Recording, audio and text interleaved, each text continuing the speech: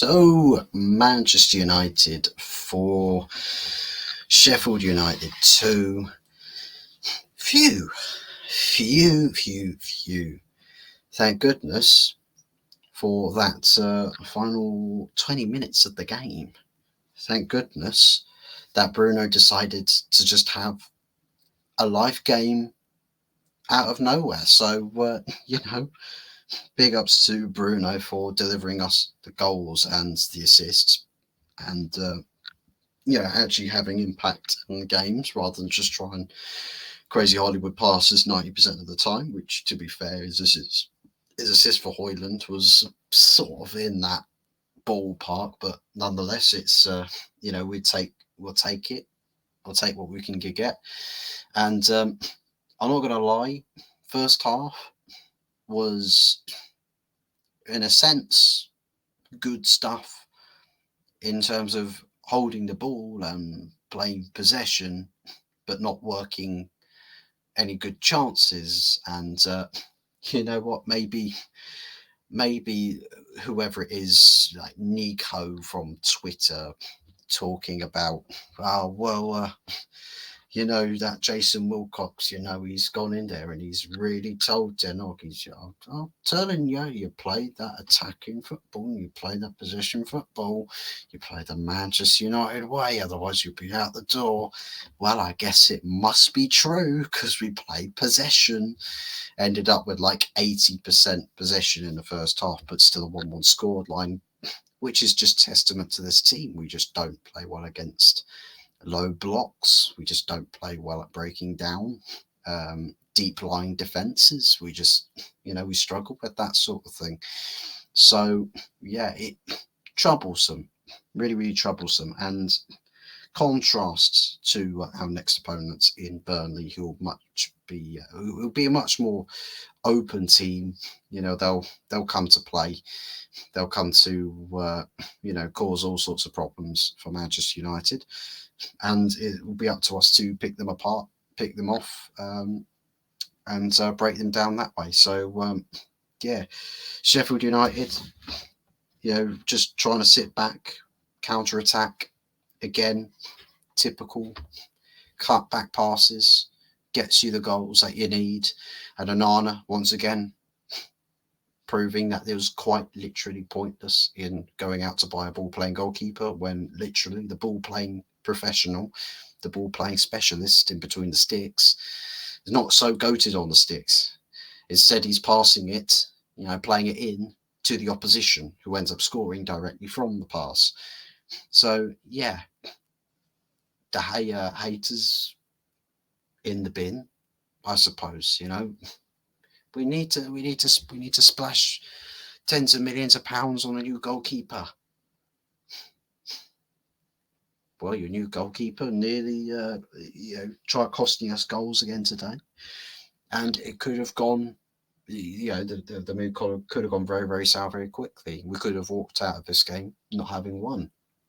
And as I said with the preview yesterday, the next 3 games are must win with 9 points on the plate. They're nothing less than 9 points.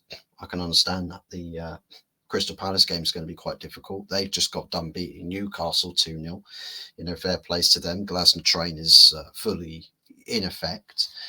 But for us moving forwards, we've got some tough games. But these next 2 are the easier out of all of them. Maybe, just maybe, the Crystal Palace game is actually harder than one of these other 3 games that we got towards the end of the season. Maybe Brighton away is actually an easier opponent than Glasner's Palace at the moment. Maybe that turns out to be the case. But we need desperately to be picking up 3 points, especially against Burnley, and trying everything to pick up 3 points against Palace, because Arsenal at home, they might be winning the Premier League title at Old Trafford, by the way, if City don't beat Brighton, or if they don't beat Brighton, think tomorrow, is it tomorrow night or something? And then they fail to win the weekend against Forest. that's title essentially wrapped up for Arsenal, because Liverpool absolutely fluffed their lines against Everton. Everton walk out of their 2-0 victors. So, a big issue in respects to Liverpool in their title aspirations in the Klopp farewell trophy collection tour. Has managed to go from winning the Carabao Cup and running a full swing for all of the trophies to suddenly looking like Carabao Cup's the only trophy you're going to win this season. So I'm telling you, the Carrier Bag Cup is a special trophy, especially when you win it. But nonetheless, Manchester United, we've got our own problems. Forget about Liverpool, Arsenal, City. They're competing for Premier Leagues. We're competing for a credibility. We're fighting for credibility, like how Man City fight for Premier League titles. So let's focus on us. And this game, was looking like it was just going to be one of those where it's typical Man United against a smaller opposition. Typical Man United, not able to get the job done. You might have all the possession, you might have way more shots, you might look better as a team, but you still don't deservedly win because you don't take those chances. Thankfully, Bruno decided to turn up today. Interestingly, I mean, first goal for United was the equaliser from Harry Maguire, onside on the cross, but neat little header. And to be fair, Harry Maguire's he's finding a foothold a bit in this team. I know that injuries have allowed him to have a string of games, but he's actually finding quite a bit of impact in the team. And do you know what? It's not, for me, it's not going to serve as a thing where it's like, oh yeah, that's more than enough for him to stay and to keep his place at Manchester United, even though that's probably what's going to end up being the case in the summer. For me, I look at this and just think, well, if he does bits for us between now and the end of the season, then fantastic. However, we're Manchester United. We need to be looking for better. We can't just stop at a level and say, well, this is acceptable enough. Can it be better? Yes. Well, you're Manchester United. You're not a mid-table club. You can do better, so you should do better. And that's where we draw the line with that. So for me, Harry Maguire, even if he continues to score goals and have major impact from defence, for me, he's still on the sell list. I don't know how everybody else feels about that. Do be sure to pop your thoughts and opinions in the comment section below, as well as thoughts about the game. Second goal, again was an equaliser after the cutback pass. Just typical, really, really typical. Literally, if there's a catalogue of goals that we've conceded, the most common one, the common goals are conceded from cutback passes, but also from crosses. And corner kicks are included. So, yeah, we've big problems, and even with possession style football, it's not going to go away. It's just defensive discipline. Christian Eriksen didn't follow Brereton Diaz into his area of the pitch, and that's typical. I mean, Eriksen's not necessarily a guy that is defensive. He's more an attacking player, but who else do we really have? Maybe Amrabat should have played. Maybe we can say that, but Amrabat's so out of favour now that it's just a case that he's counting down the minutes before he becomes a Fiorentina player again. So there's that going on. The penalty, bit of an interesting one, because as the decision's been given was the exact same time that the ball was going into the back of the net. So I think as the ball wasn't in the goal at the time that the whistle was blown, means that the referee's decision dictates it in this final, even though we might feel quite robbed or a bit hard done by. Especially if, for instance, VAR looked at the penalty and overturned it, or if we ended up missing the penalty, because it's like, well, that feels harsh because we had the ball in the back of the net. But You know, fair plays to Bruno, steps up, convincing penalty, puts it into a good area with good pace. And then not long after that, Bruno on his weak foot from about 30, 40 yards, places it with power on his left foot, which is his weaker foot. And Fotheringham, up until that point, had a fantastic game. Stood no chance, just absolutely no chance. And that's the thing, Fotheringham had a good game. Sheffield United defence did relatively well. You know, they did all right. But even then, we still found ways to break down or get the ball into the back of the net 4 times. And, you know, that there's positives to that. You know, there's positives we can take away. We should, opt to look at that. So yeah, really, really fantastic goal from Bruno Fernandes. And again, Bruno Fernandes gets into a wide position, I think, slightly, and plays the ball quite high, looping cross into the centre where Rasmus Højlund is running onto the end of it, and Rasmus Højlund able to break his 6-game goal streak of a goal drought, and yeah, he's now back to scoring, and it comes at a very good time. Will he score more in the Burnley game? I hope so, because we all need him. We'll need him big time, especially if we can create the chances for our striker. If Bruno can deliver more impactful performances and, provide some good stuff. I mean, Rashford wasn't in the team. We looked better. We looked a little bit less wasteful. We did. We looked a bit less wasteful. Anthony wasn't all that great at all. Amad Diallo came on and did all right. But, no Rashford. No Rashford for me. And that was a win. No Rashford in the team, you're winning. So, to be honest, when Burnley comes around, do you stick Rashford back in the team? For me, if he's, I mean, he supposedly missed this game through injury. If he's not fit and available for Burnley, I'm not fussed. I'm not that worried. I still think that we can have quite a convincing game and create plenty of clear-cut chances. I think with Bruno, if the space opens up for him, he might have a field day.